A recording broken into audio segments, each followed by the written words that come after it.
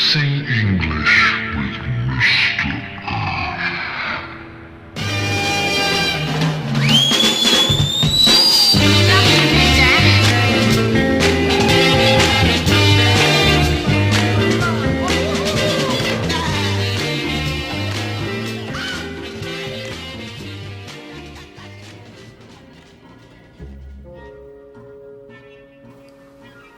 Hello and welcome to the inaugural episode of Bossing English with Mr. F.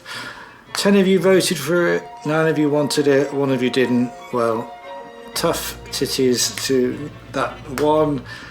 Here it is, and it's going to be slightly broader in remit than just GCSE and A-level. We'll be looking at literature and maybe even dipping our toe into wider contextual and cultural ideas. Okay, let's get crazy. Word of the week, complicate, but as a verb. How the bejesus do I use that in a sentence, Mr. F? Funny you should ask. I'm going to complicate the idea of the word complicate right now. How's about that for something a bit meta? Let's think about this. Shakespeare complicates the idea of a villain.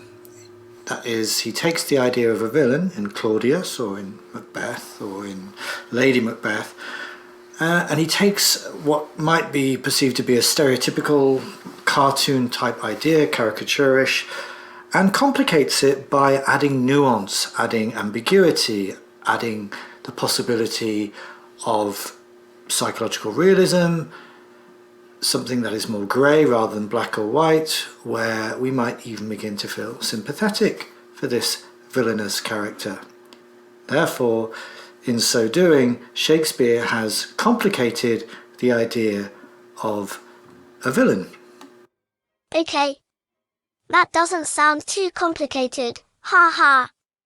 But what if he doesn't complicate it? I mean, what if the character portrayed is straightforward and seems to lack nuance, ambiguity, or grey areas? And that is a tricky question. I might have to defer to my friend Keith. Child, that is a most pertinent question, a veritable bamboozler. A real head-scratcher. I am so agog with bepuzzlement that I can offer no credible answer. But then I am just a plastic skeleton. Thanks anyway, Keith. Don't worry, Keith. I've got this. In that instance, the author might have ideological reasons for having created characters that lack this layer of complication, whether ambiguity, psychological depth, grey areas, what have you. For instance, the inspector in An Inspector Calls seems far more an ideological construct or conduit for Priestley's ideological concerns than a psychologically realistic character.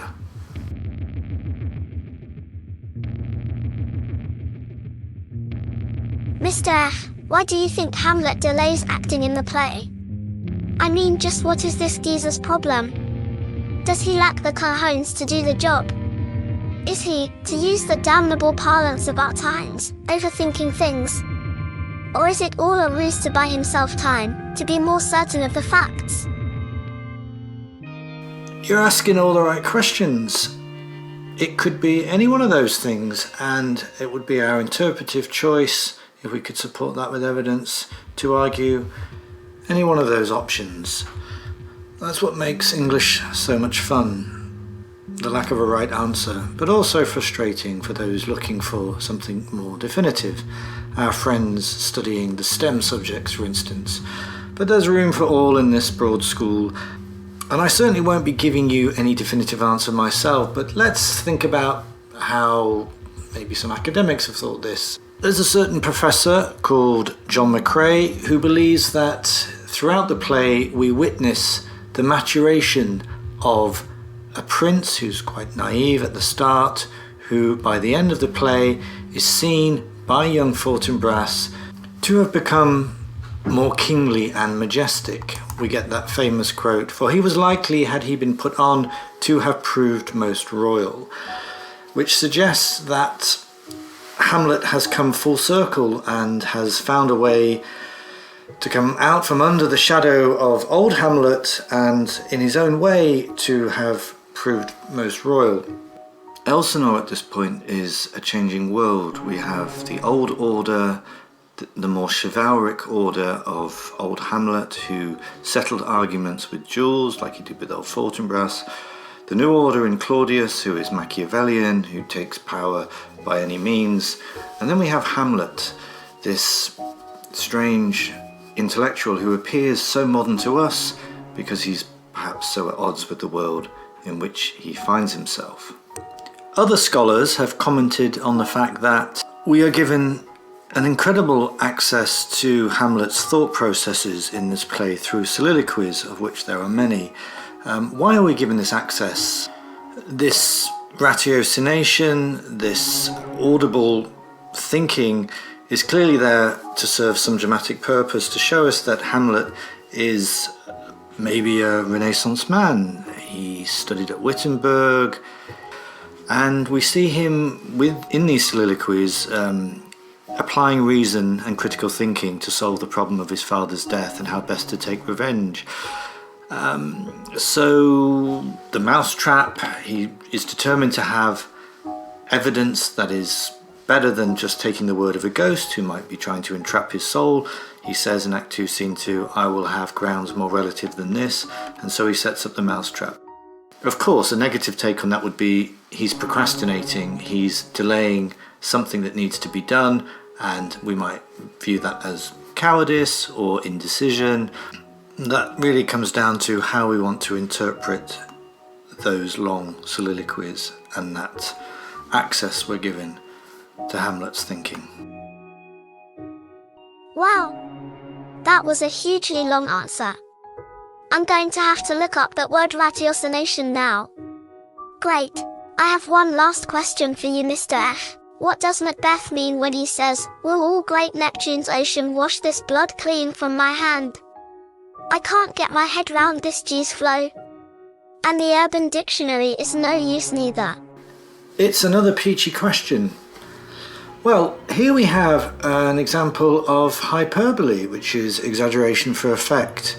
Will all great Neptune's ocean wash this blood clean from my hand? Macbeth, at this point, feels that his hands are so steeped in blood from the crime he has committed. The sin is so great, the crime against God, breaking the divine right of kings, the great chain of being, that he doubts if even all the water in the world, great Neptune referring to the Roman divinity, god of the ocean, would be able to wash clean his blood-soaked hand. Now, what's nice about this quote is that Macbeth says this, but all the way later in Act 5, Scene 1, at the end of the play, when Lady Macbeth has lost some of her faculties through, we might believe, guilt over the same crime, makes a similar use of hyperbole when she says, in her deranged midnight ramblings, all the perfumes of Arabia will not sweeten this little hand. Again, it's the exaggeration that these sweet, the most sweet smelling products in the world, the perfumes of Arabia, all of them combined would have no effect in sweetening her, in her case, imaginary blood-stained hand, because we're long after the deed, but the guilt is such that that little spot that she can see on her hand has been magnified through guilt to such a degree that it appears to be blood-stained and uncleanable, if that's a word. Mr. F will be back with more Felicity anon. Bye for now.